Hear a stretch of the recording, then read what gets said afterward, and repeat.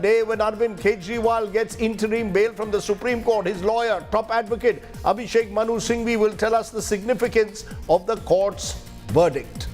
But first, as always, it's time for the 9 headlines at 9. Major relief for Delhi Chief Minister Arvind Kejriwal. Top court grants him interim bail in the Enforcement Directorate probe. Enforcement watchdog's power to arrest comes under the Supreme Court's radar. All 9 candidates fielded by Eknath Shinde-led Mahayuti win in the Maharashtra MLC elections. Maharashtra Vikas Aghadi bags the remaining 2 seats. Constitution face-off escalates. Government announces June 25th as Samvidhan Hatya Divas. Prime Minister Modi hails the move, says Congress murdered democracy during emergency era. India bloc hits out, says the Prime Minister is diverting from real issues. Trouble mounts for Pune's IAS trainee Pooja. Government sources say she faces severe action if credentials found to be fake. Mother's video brandishing gun at a farmer triggers outrage. Karnataka Chief Minister Siddaramaiah denies a role in the Mysore Urban Development Authority scam charge, says he's being targeted as he's an OBC, calls it a conspiracy against his government in an interview to India Today.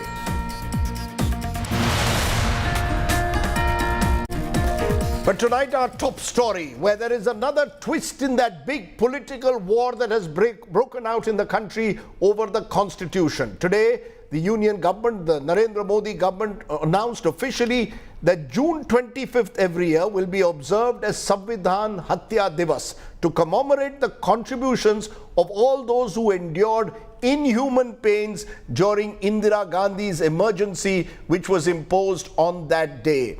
The opposition has hit back strongly, saying that the government is engaging in what they call as a cosmetic headline-grabbing exercise rather than focusing on the issues of the day. All of this comes against the backdrop of Rahul Gandhi and the opposition raising Samvidhan Bachao in the election campaign and then in parliament. Politics over the constitution of this country is our top focus tonight.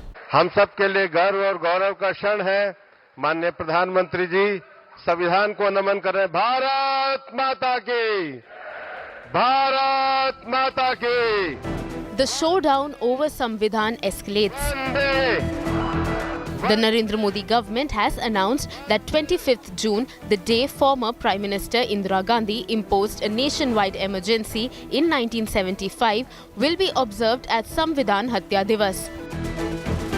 Union Home Minister Amit Shah made the announcement on X and wrote that the emergency was a brazen display of Indira Gandhi's dictatorial mindset. Prime Minister Narendra Modi called the emergency a black chapter in Indian history. ये बहुत अच्छा निर्णय है क्योंकि हमको एक example set करना है कि भविष्य में कांग्रेस पार्टी ने जैसे संविधान की हत्या की ऐसा कभी दोबारा ना हो। कांग्रेस पार्टी संविधान की हत्या करते हैं और फिर नाटक करता है, संविधान का कॉपी पकड़ के लहराने का नाटक करता है। ये बहुत गलत बात है। The Congress hit back at the centre, calling it a headline-grabbing exercise.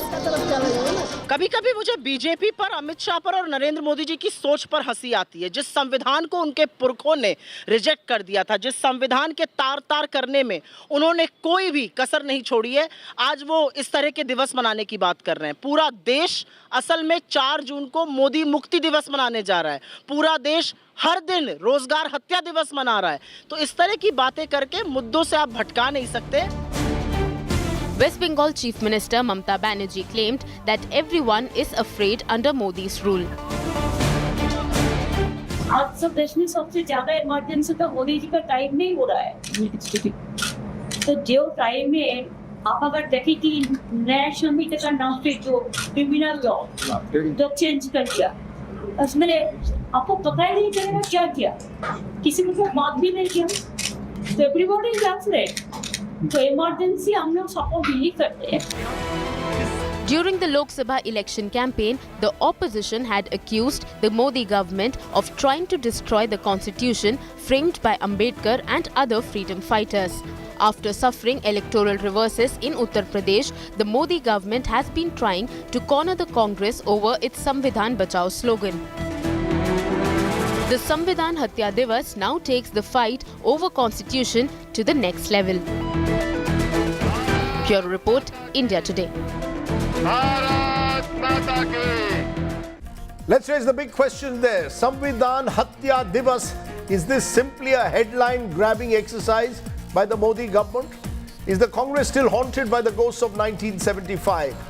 Is the Modi government looking at politics through the rear view mirror? Is this a bid to blunt the opposition's Samvidhan Bachao plank? Just some of the questions we'll raise.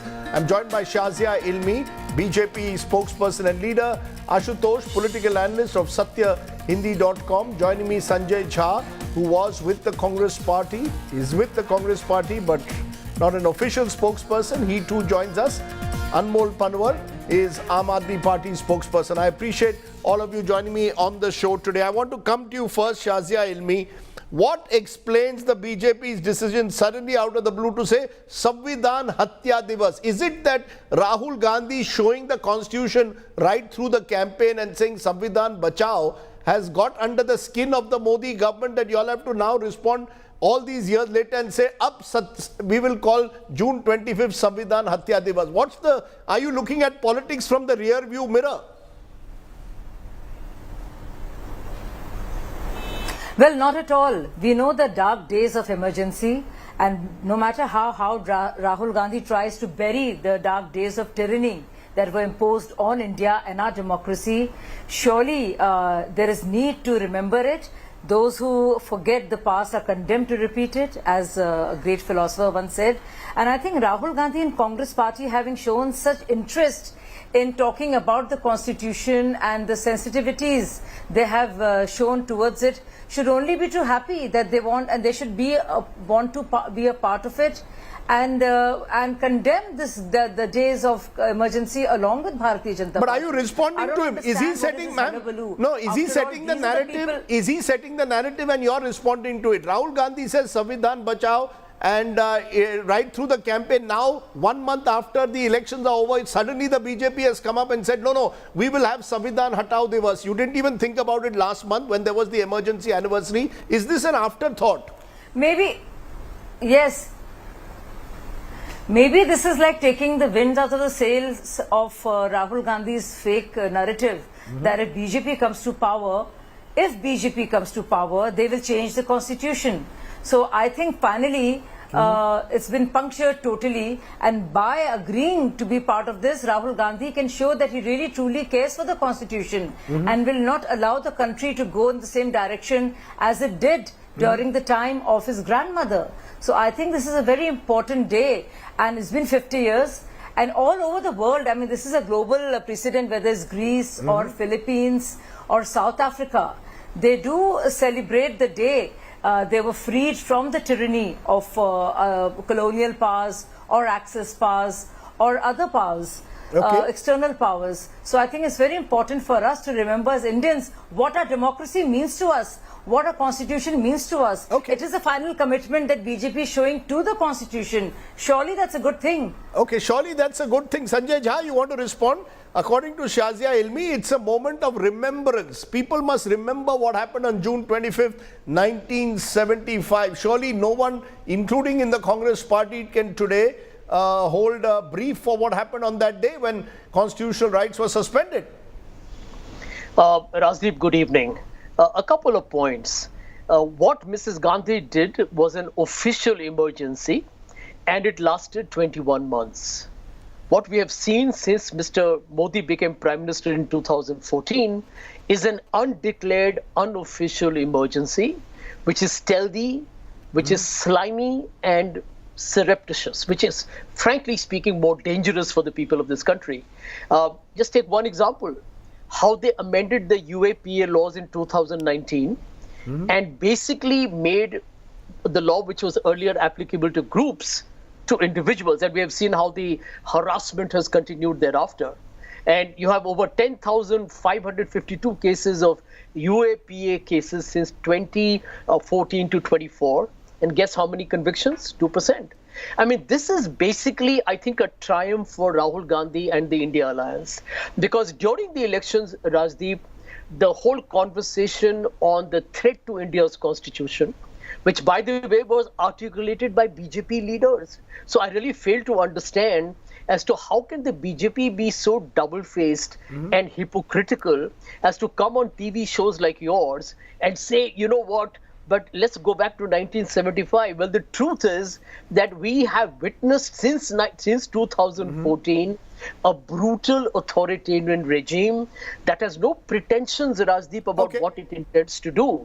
Just let me make 2 points very quickly. 2 examples will suffice. Number one, the electoral bond scheme, where you had a party that was blatantly using mafia tactics to extort money from corporates, either for their political campaign finance or to threaten them with dire consequences if they did not. I don't think we can be blind to that. And my second will be the great washing machine model. I don't think anybody in this country needs to know how the ED, CBI, and income tax have become instruments of political vendetta. So the BJP can try all the tricks that it does. You remember, Rajdeep, they called August 14th as Partition Horrors Remembrance Day. Did anybody even remember that a year later? No. These are all cosmetic efforts on the part of a beleaguered party that suffers from a massive guilty conscience because they know what they have done to civil liberties. Sanjay, I've heard you patiently. You made some very strong points, which I'll get Shazia to respond in a moment. But Ashutosh, is there a middle ground between what we heard, the view by Sanjay Jha saying who is the BJP, which according to him has had an undeclared emergency in the last 10 years to even ask about remembering the emergency of 75? Do you believe there's a middle path where people will say, look, at the end of the day, why should this generation not know what happened in 75? Surely it's only when we remember the past that we won't make the mistakes in the future. See, Rajdeep, history is a very, very different ballgame altogether, because when you are trying to remember and want the next generation to be reminded about what happened on the 25th June 1975, then this should also be reminded to the people who were supporting this emergency. Unfortunately or unfortunately for the BJP and the RSS, one of them was Balasabas and many RSS workers.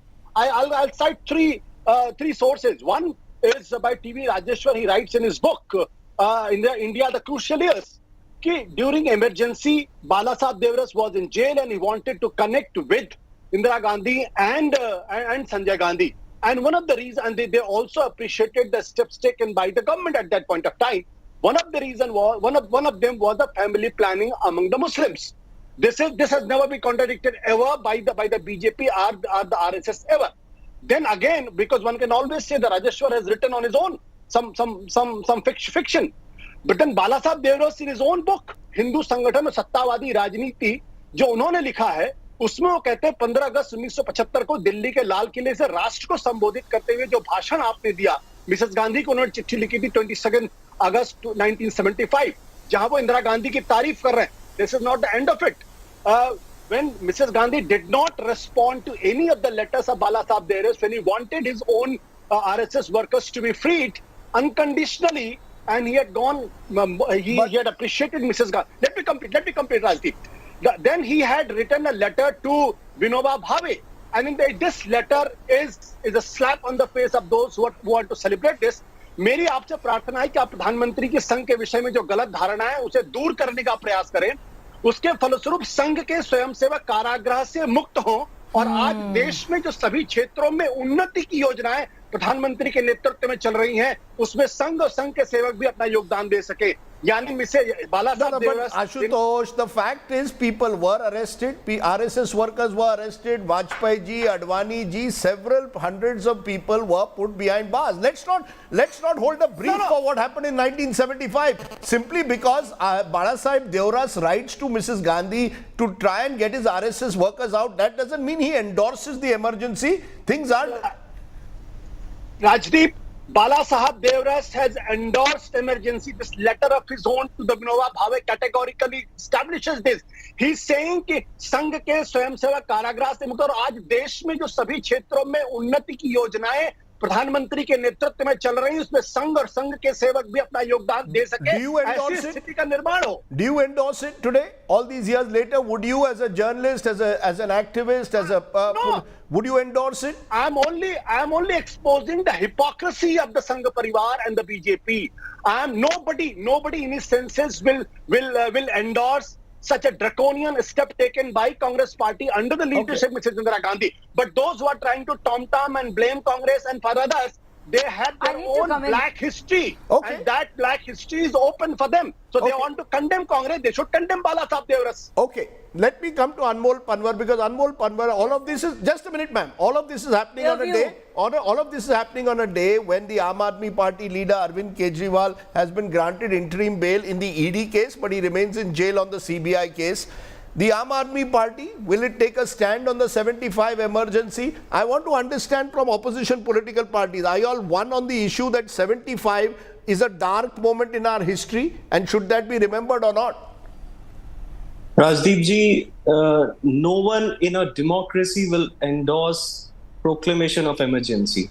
It is indeed very ironic that the ones who themselves are murderers of constitution and democracy are talking about Samdan Hatya Divas. The assault on the constitution and democracy occurred on 21st of March when they blatantly misused the central agencies like the CBI and ED and arrested a 3-time elected chief minister who won with an overwhelming majority in a false and fabricated case in which even after 2 years of investigation, they have failed to recover a single penny and there's no direct evidence against them.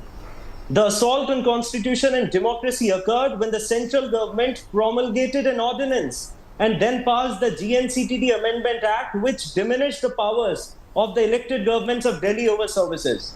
The real assault on the constitution and democracy is when you topple democratically elected state government, when you disrespect mandate of the people, when you challenge their voting power and punish them for not voting for BJP.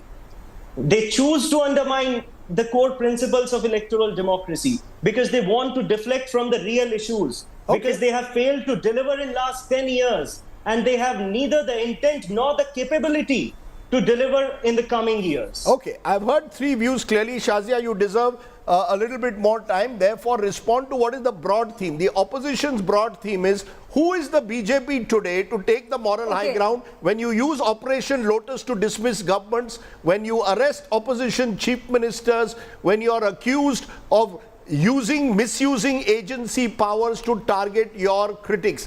Respond to that. You don't have the right moral high ground, you cannot take anymore. Rajdeep, we have to distinguish first and foremost from facts and real happenings to charges and speculation. All that is being said, I mean, it's a work of either semantics or speculation that this is what BJP has been doing. You have been conducting these debates all throughout these 10 years, having taken a tough stand on BJP or Congress and what have you. Sanjay Jha has been right here saying all that he does, vilifying, demonizing, using all kinds of language, negative, abusive, and it's all happened, right? Was it democracy?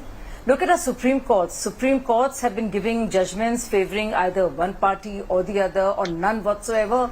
Do you think the Supreme Court and all the other courts were working? See the freedom of press. You know, I mean, the amount of vilification which has been withstood by BJP and RSS, as we keep hearing again and again in every show, there is some obsession that some leftists have with the RSS. So we keep hearing that, and we are the receiving end of all that anger and visceral hate. So we've been hearing that day in and day out ad nauseum. So there's a difference between any kind of autocracy or emergency or non-emergency. We've been having elections, all the court proceedings have been happening, and as far as the opposition is concerned, just look at them. I mean, look at how much they scream and shout. But I think every time now, Rahul Gandhi tries to peddle the fake narrative of if BJP comes to power and with the 400 mark and more, we will change the constitution, he will have to think twice. because the reminder will be of his party, of the tyranny that they unleashed on the people of India. So you're admitting that this is a reaction to Rahul Gandhi. You are admitting in a way. No, I'm not admitting anything. You are admitting in a way that this is a reaction to Rahul Gandhi. No, those are your words.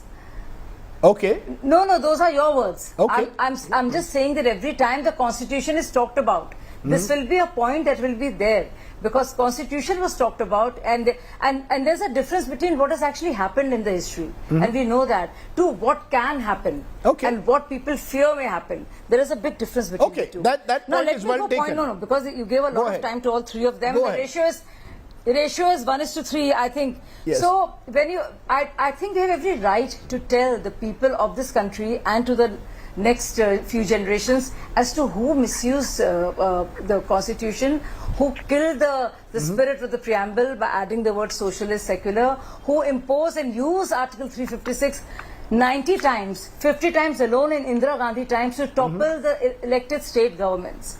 As far as Anmol Pawar is concerned, I would like to tell him that, there is a whole case here. There is Manish Sisodia, there is K. Kavita, there are 3 officers, former officers now, and 9 businessmen who have been arrested. There is a case as solid as that in place. Do you know, Anmol, had it been emergency, there would have no means of seeking any interim bail whatsoever. Okay. And as far as Ashutosh can I respond? And his Just a obsession minute. with Let her RSS, finish, please. Isn't that looking at the rear view? Isn't that looking at the rear view? Okay, so you're Isn't saying... that looking at the rear view and going in the past you've answered and each digging of up them. what one person said against the other? You've answered each of them, and I want each of them, therefore, to respond to specifically what you've said. Starting with you, Sanjay Jha, the specific comment made by Shazia Ilmi is that every time now Rahul Gandhi holds up the Constitution, the BJP will say, it's your grandmother who destroyed the Constitution. Who are you to talk of Samvidhan ko bachana hai? Respond. Well, Rajdeep, here is the hard truth. That Rahul Gandhi is now setting the agenda, and the BJP is basically following him. You absolutely hit the nail on the head, because this is the BJP's response after being empowered for 10 years. And I think Ashutosh is right. The ideological guru of the BJP supported the emergency, but I need to tell you upfront, the emergency was a terrible aberration. It should never happen again. But since the BJP spokesperson said, let's not get into the realm of speculation, let's look into facts, Rajdeep. The truth is that India's ranking on the World Press Freedom Index, she went on and on about media freedom. Let me educate her here. India's ranking is 159 on 180 when I read it last, Shazia Elmi. Get to know your facts. Number 2, and very important, go back to this campaign that they have done since 2014, Rajdeep. It hasn't got the attention it deserved. Mr. Modi and Mr. Shah talk about a double-engine sarkar. You know what it implies? It basically tells the people of this country that if you don't vote the BJP in the state when they are in the center, do not expect the center to actually take care of your needs, whether it's financial, security, or whatever. It's almost like an implied threat. To my mind, it is the most anti-democratic, anti-constitutional facade of the BJP that hasn't been exposed, but on your program, because it is one of the few where conversations are civilized, I need to put that out in the middle. The third point, she said, let's not get into speculative stuff. I agree with you. Look at what the Supreme Court said, Rajdeep. Go back to the Chandigarh mayor election. A blatant fraud being done live on camera. And the Supreme Court's words were, and I'm quoting the Supreme Court, a murder of democracy, a mockery of democracy. This is not Rahul Gandhi. This is not Akhilesh Yadav. This is not some kind of a scribe who supports the left liberal political ecosystem. And my last point, if this competitive thing continues, tomorrow the Congress comes into government. I would like to answer and that. it might say, just yes, 1 minute. I would like to come in. Let her finish. Let him finish. Yeah, just 15 seconds. The Congress or the India Alliance comes into government, and they announced that February 27th will be called as Genocide Horror Day.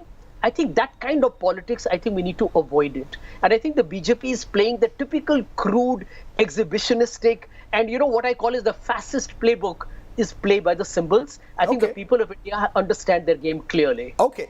Ashutosh, the charge against you is that you are looking at politics from the rear view. When you quote Balasabas 1975, situation very different. Let's be clear, whether what happened in Chandigarh during the mayor elections, terrible. But the fact is, can it be compared really to what happened in 1975 when all constitutional rights were suspended? The nature of what happened between 75 and 77 makes it almost unparalleled. Therefore, when Rahul Gandhi puts up the Samvidhan today, the BJP is perfectly entitled to say your grandmother was the one who murdered the Samvidhan in 1975. Absolutely, Rajdeep. There is no doubt about it. So, okay, I will not go back in history. I will not talk about Balasabas because many people have problem with the Balasabas, including JP Nadda, because he said the BJP has become very dependent on him. Let's go back to Deen Dayal Upadhyay. In 1985, Bharatiya Janata Party adopted by a resolution integral humanism, which is an official ideological document of the BJP. BJP has not disowned till this date. So that is in present. And this is the book. This book is called Integral Humanism. On the page 56, it reads, Deen Dayal Upadhyay basically is saying that the federalism of the India, the federal structure of the India is basically a threat to the India's unity and integrity. I'm quoting the book, which is an ideological framework of the BJP at present. तो क्या कहते हैं, भारत की एकता और अखंडता की धारणा का विरोधी है, क्योंकि इसमें भारत माता की जीवनमान चैतन्यमय कल्पना नहीं है. हमारा संविधान संघात्मक न होकर एकात्मक होना चाहिए. And then the BJP has said with the constitution was built, the RSS has said कि इसमें इंडियन कुछ नहीं है. तो दीनदयाल उपाध्याय क्या कहते हैं, what is Indian?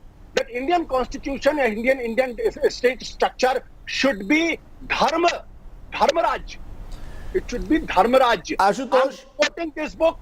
This is the so therefore, either the Shazia Ilmi should disown the book, disown the integral humanism, or should not talk about rubbish. And then I'll Rajdeep, another 30 seconds. I know that Anant Hegde is not a congressman. Lallu Singh is not a congressman. I must answer all these. You're giving a lot of time, Rajdeep. I hope you will give me all of them, adequate time I will respond to. All Lallu Singh, Anant Hegde, Jyoti Mirda, all of them, two of them had been the MP, had said we need more than 400 because we want to change the constitution. They said they want to amend. We have to be very clear. They said we want 400 seats. We want to make amendments. The constitution has been amended when Mrs. Gandhi was in power. It's the BJP intended to, if they had got 350 or 2/3 majority, to amend it. No, let's be very clear. No. Let's not mislead. Rajdeep, let me correct you.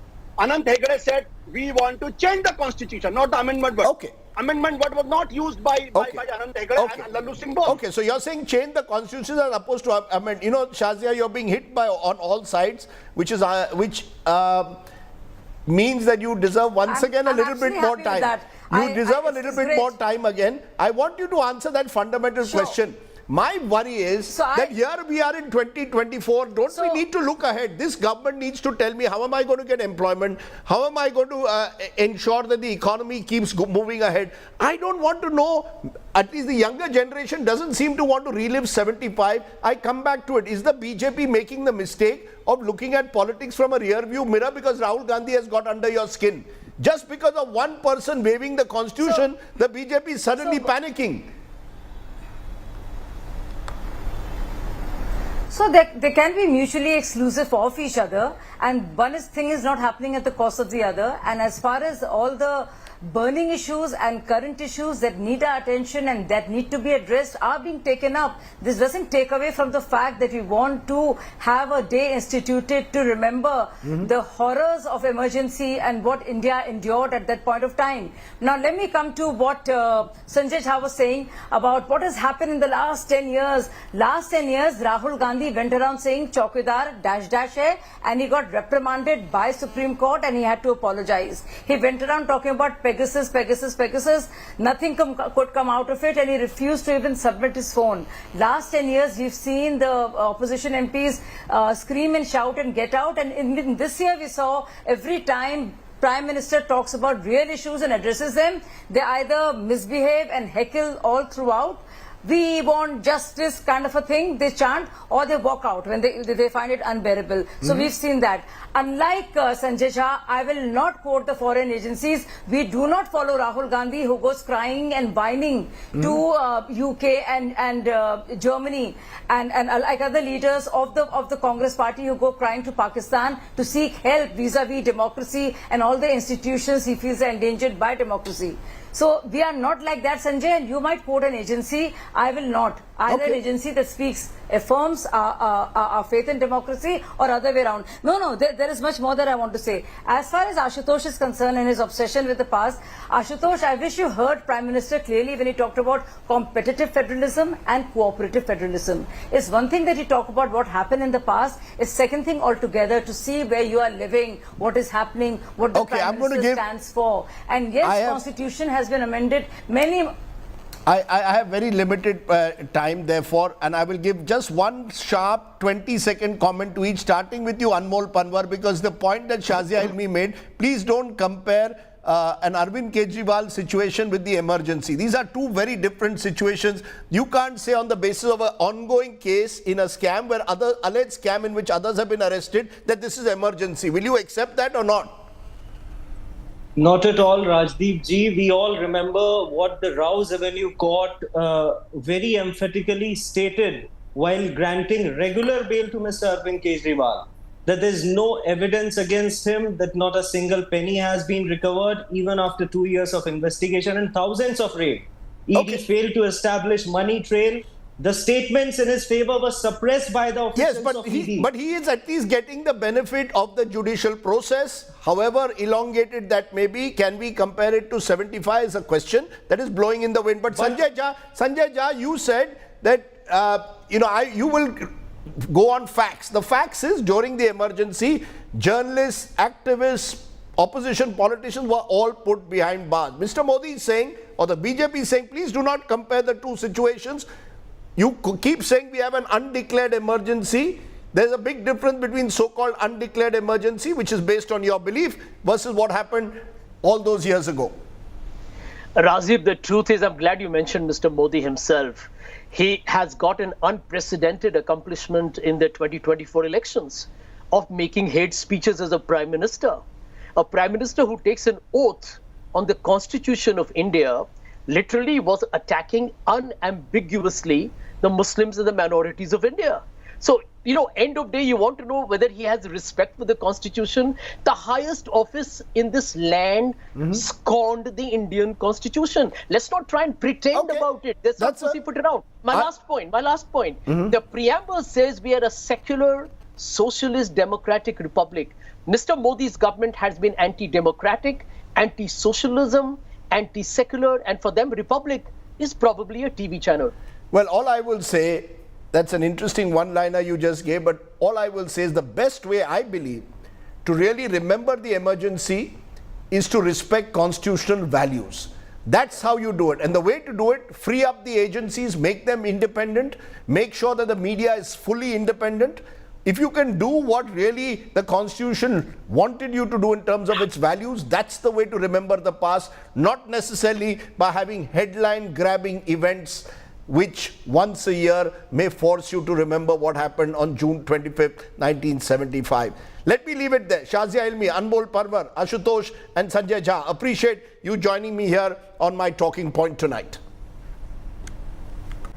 Okay, let's turn to another big story. In a significant development today, the Supreme Court of India granted interim bail in the Enforcement Directorate case to Delhi Chief Minister Arvind Kejriwal. However, Kejriwal will remain in Tihar jail because the CBI also has a case against him. Either way, the Supreme Court has sent out a strong message to agencies about whether there is a necessity for arrest in each PMLA case. Take a look. Relief for Arvind Kejriwal from India's top court. The Supreme Court on Friday granted interim bail to the Delhi Chief Minister in the Enforcement Directorate's excise policy case. But Kejriwal will remain in Tihar jail, as he was also detained by the Central Bureau of Investigation on charges related to the alleged liquor policy scam under the Prevention of Corruption Act. The Supreme Court's bench has referred Kejriwal's petition challenging his arrest by the ED to a larger bench. The interim bail granted to Kejriwal could potentially smoothen the process for obtaining bail in the CBI case, offering a glimmer of hope for Kejriwal and his legal team. The political firestorm intensifies, with both AAP and BJP claiming vindication. Supreme court ने ये इशारा करा है कि जब भी कोई भी कॉन्स्टिट्यूशनल फंक्शनरी इस प्रकार के अपराध में लिप्त होता है तो उसको अपने पद से इस्तीफा देना चाहिए।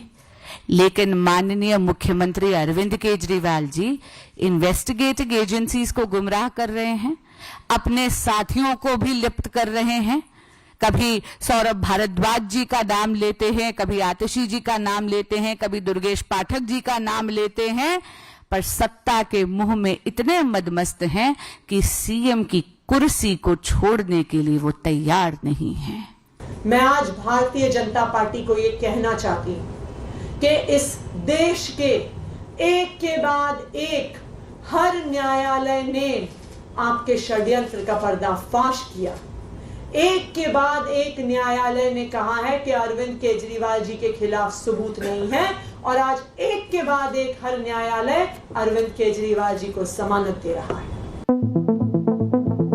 The court's decision to refer Kejriwal's plea to a larger bench has sparked a broader debate regarding the powers of the ED under the Prevention of Money Laundering Act.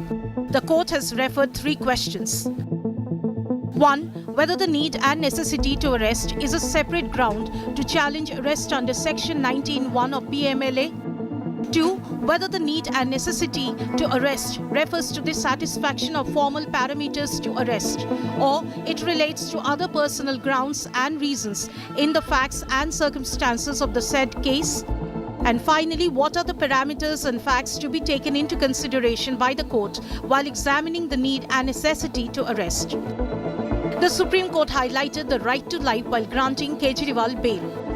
The larger bench could now decide on laying down stricter guidelines for ED while making arrest under PMLA. With Nalini Sharma, Bureau Report, India Today. Joining me now, senior Supreme Court advocate, also Arvind Kejriwal's lawyer and Congress Working Committee member, Dr. Abishek Manu Singi joins us. Appreciate your joining us, Dr. Singi. My big question to you, would you concede that while you've got relief today from the court, interim bail that Arvind Kejriwal has got in the Enforcement Directorate matter, there are still conditions that are being put, conditions which perhaps make this only a partial relief at best for the Chief Minister, who still has to battle a CBI case and therefore will still remain in jail? Rajdeep, first a small caveat. There is huge exultation because according to me, it's an amazing victory, a very substantive victory. But I say what I say without having read the judgment, either in soft or hard copy. That is, as far as I'm concerned, not available yet. Number 2, why I say it's an amazing substantive victory is because one of the core issues I raised, and let me tell you, this issue cuts across enactments and statutes. It is not PMLA, it is not Rajdeep, it is not ABC. It cuts across the necessity to arrest, the need to arrest, the imminence of arrest. That issue has found at least prima facie I favor with the court because they have referred it to a larger bench. From what I heard of the judgment, there are important sentences like mere interrogation cannot be a necessity of arrest. Now, these are important principles. In the fullness and ripeness of time, they will decide this in the larger bench, but there is a full release. Let us not either exult nor denigrate. There is a full release. Conditions are normal conditions. Obviously, you can't go and start interfering. Obviously, you cannot do anti-release conditions. It's a full unconditional release, of course, subject to so many other proceedings. For example, and I'm very sorry to say this, but it's a very serious thing. More than a month ago, when he was arrested suddenly by the CBI, I tweeted, I said, this seems to be an insurance arrest. These are my words. This prophecy seems to have come true. We battled all the way up to the Supreme Court and won a fantastic victory. But you have an insurance arrest, the poor man is still in jail. And let me tell you, Rajdeep, you arrested him after 1 year. He was interrogated by the CBI in 2023. And after that, the CBI never called him for interrogation even for 1 year. You arrested him in March 24, after the elections. Not March, June 24. My apologies, June 24. Knowing perhaps that in the event, because of the strength of our arguments, the ED matter goes against the department, they still have him in custody. So net result is the person is still in custody. This is not the way, and they're identical situations. But anyway, we'll battle that out also. Dr. Singi, as you're saying, you're going to continue to battle out the CBI charges against Mr. Kejriwal. But what I find interesting, Dr. Singi, is that the Supreme Court judgment hints at the need, or not even hints, goes much further. They reflect the need for a wider, urgent review of the Prevention of Money Laundering Act, which many believe is the real problem at the moment that goes beyond just Arvind Kejriwal's case.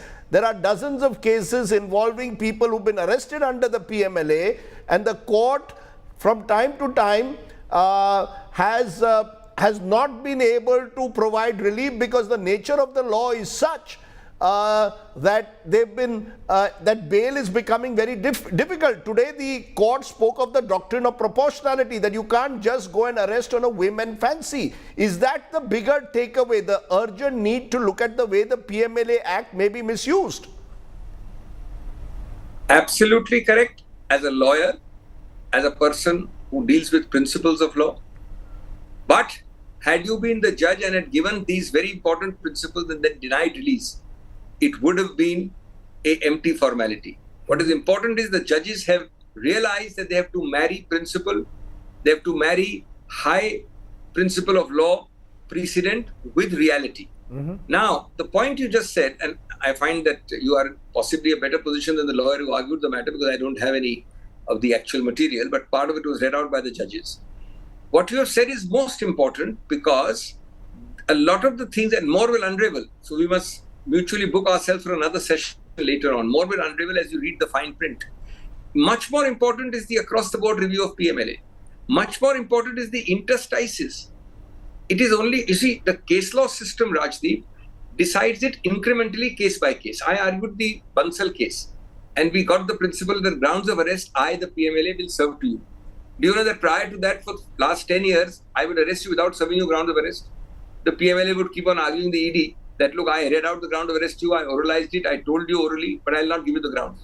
So incrementally, we established one milestone. This principle, which is partly referred to a larger bench, partly decided in this case, will establish other milestones. And let me tell you, this is one act in grave, grave need for an overall a review by judges ultimately. A review is already pending on the other aspect of 45, which is called Vijay Madan Lal Chaudhary review. The court should take it up very quickly. The court has already, in fact, taken it up once. It could not be closed because one judge was retiring. So I think these are more substantive issues. But above all of this, Raj, is the necessity to arrest doctrine, the need to arrest. What is happening today, Rajdeep, is that you have a 10-year case, you have a 2-year case, you have all the documents, you have done the raids, you have collected the evidence, you have recorded statements, and you may have recorded statements even from me. But then what is it that is required to keep me under arrest? I'm not a flight risk. I can't interfere with witnesses, but you must arrest me. That is the question the court has raised. That is the question they've encapsulated in a fantastic sentence. Mere interrogation is not necessity to arrest. What are the parameters, what are the guidelines will be decided by a larger bench. But in the meanwhile, these words will have very, very eloquent effect. So I take your point on the necessity of arrest and the doctrine of that. But you see, the interesting part, Dr. Singhvi, is that while the Supreme Court emphasizes Arvind Kejriwal's right to life and liberty, that same right has not been emphasized by the lower courts, including, dare I say, the Delhi High Court. It hasn't been emphasized at any level when it comes to Manish Sisodia, the Deputy Chief Minister, who's charged in that same Delhi alleged liquor policy scam, and he's been there for more than 16 months. I appreciate that each case is distinctive, but I sense the resistance at different levels to grant bail to those arrested under the PMLA. So therefore, it appears that while the Supreme Court speaks about the right to life and liberty, that's not being done in the lower courts at all in this country at the moment. They refuse to recognize the right for bail. You are not partially, but largely right, with some exceptions. I won't comment on the Sisodia case, which I'm also doing, which is live and is coming in the near future to the Supreme Court. But why you are largely right is that, and as a general, I just said so in an interview yesterday itself, as a general point, it is sad. The backbone of our criminal justice system, Rajdeep, were the lowest courts, so-called lowest courts, the subordinate judiciary. Now the word subordinate is not used anymore. And then at the worst, the High Court. 90% of the matters which are reaching the Supreme Court today would not reach the Supreme Court because you are supposed to have a robust judging. What is the bail? Why do you make a mountain out of a molehill? Here are some arguments on both sides, not 2 days, 3 days, 5 hours, 7 hours. Decide the broad merits and give bail or don't give bail. Now, for a variety of reasons, especially in politically sensitive cases or hot potato cases, lower courts are very hesitant. Even where their conscience is satisfied, there are fears. And let me have no hesitation in saying there are fears of all kinds, stated and unstated fears. There are fears of allegations. There are fears of alleged bribery when none might have happened. There are fears of fear itself. And then worst of all, the High Court is also hesitant. So you have almost all the hot potato cases landing up in the Supreme Court. And that is where the principle of process and the punishment comes in. I know that you will ultimately get, but I will punish you because I know that the process is the punishment. Through the ladder, you have to go right up the various hierarchies. Let's leave it there, Dr. Singi. Process is the punishment in this country at the moment, which is why there's an urgent review needed of the Prevention of Money Laundering Act that overturns that basic jurisprudential principle, innocent till proven guilty. Appreciate your joining us, Dr. Singi. Thank you very much for joining me on the show tonight. Thank you, Rajdeep. Thank you.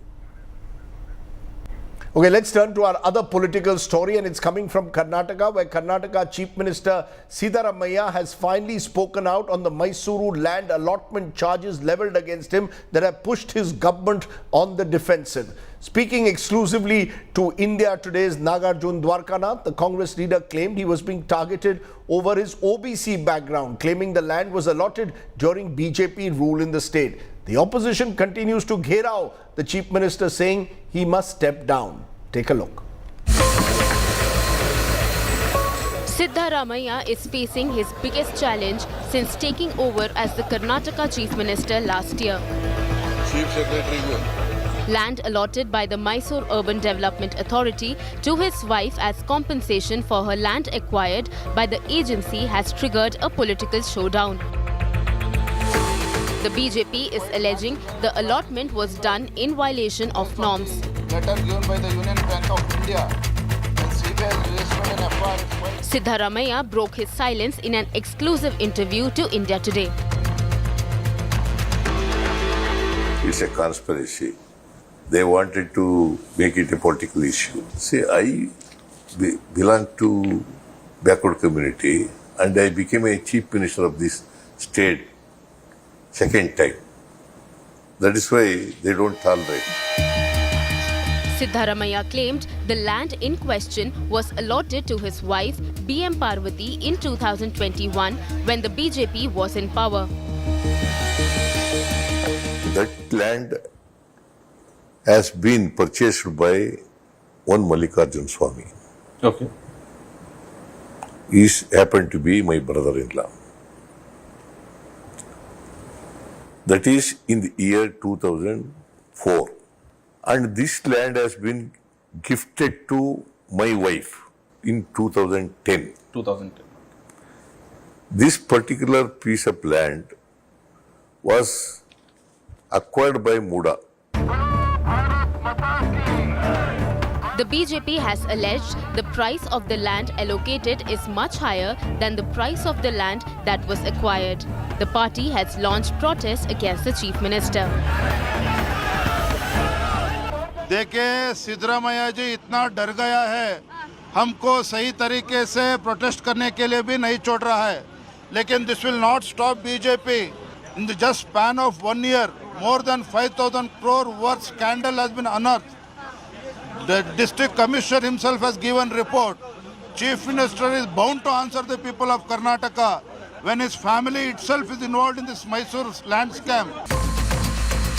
The charges against Siddaramaiah come at a time when some quarters are calling for a rotation of Chief Minister post. Karnataka politics is set to see some stormy days. With Nagarjun Dwarkanath, Bureau Report, India Today. To the other big story of the day, the Pooja Khedkar IAS alleged fraud row is getting murkier by the day as new details emerge. Troubles have mounted for the IAS trainee in Maharashtra, and she could now face termination if found guilty of forgery. It's come to light that Pooja tried to get her relative a clean chit in a theft case. Here is more.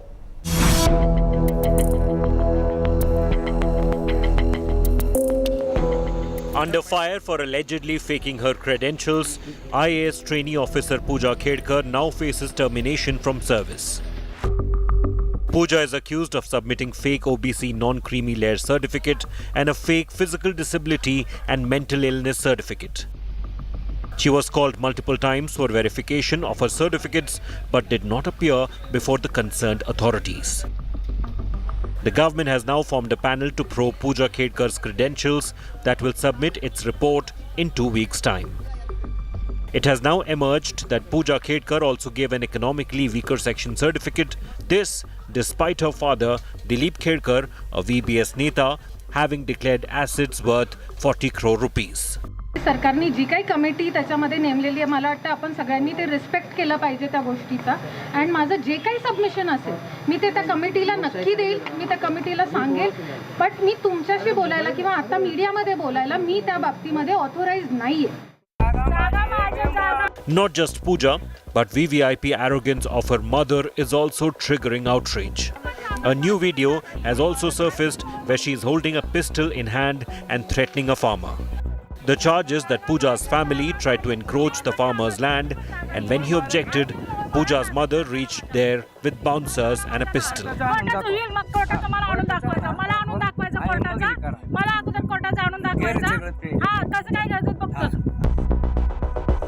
Pooja Khedkar's case hit the headlines after she demanded special privileges that she wasn't even entitled to, like a red beacon on her private Audi car, a house and more stuff. But there's more. India Today has learnt that she even tried to get her relative a clean chit in a steel theft case, where she allegedly pressurized cops by calling the DCP to release the accused who was under arrest. Pooja Khedkar was transferred from Pune to Washim for her alleged misuse of power and for seeking privileges not authorized to IAS trainees. But it will take more than a transfer to set an example. With Omkar Wable and Piyush Mishra, Bureau Report, India Today. Okay, let's take a break at this point. When we return, we are coming back with our Good News Today story and our image of the day.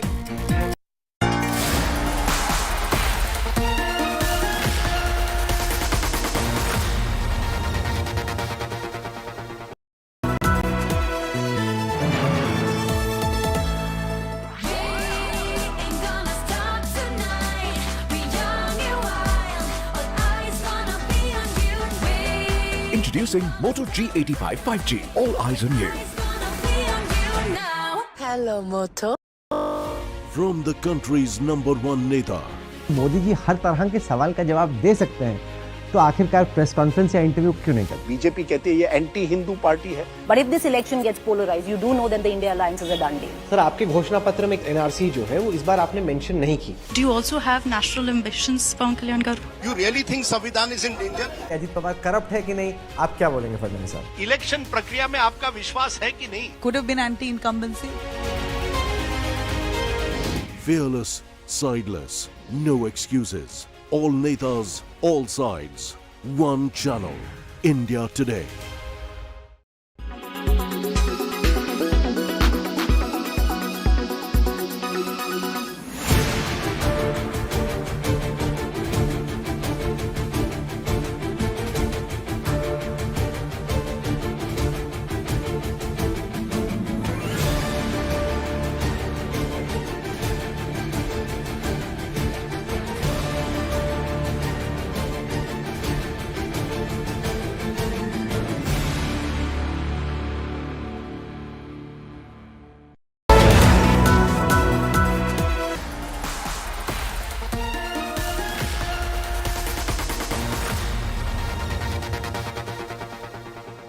Okay, let's turn to today's Good News Today story. It's about Mazharul Bari, a man with a mission. Jamshedpur's Mazarul's volunteers for rescue work during floods and natural disasters. So far, he's saved more than 450 people using his scuba diving skills. Our Good News Today story has more. Majharul Bari has a passion. He volunteers for rescue work during floods and natural disasters. An employee of Tata Steel in Jamshedpur, Bari says he has saved more than 450 lives over the years. National disaster में हमने बहुत काम किया है, जैसे Tata relief से गए थे गुजरात, अर्थक्वेक में, सुनामी में गए, उसके बाद उड़ीसा में 4-5 बार आइला स्टॉर्म, वेस्ट बंगाल गए हैं, झारखंड में बाढ़ आया, जमशेदपुर में आया, हुदूद फाइलाइन, फिर 2008 में बाढ़ आया था।